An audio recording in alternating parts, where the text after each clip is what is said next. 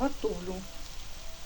Здесь у меня готовятся грибочки, шампиньоны. Я их обжарила до золотистой корочки на вкусном масле и добавила молодую капусту и лучок. Все это тушится. Осталось буквально несколько минут. И еще я предварительно отварила картошечку в мундирке. Почистила ее и кубиками сюда порезала. То есть сейчас будет у меня процесс смешивания. Я все это смешаю. И получится такой сочный, вкусный, аппетитный букет.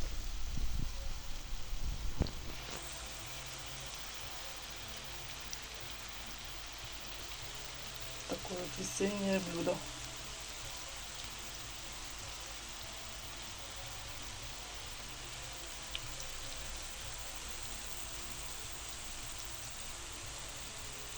Смачного!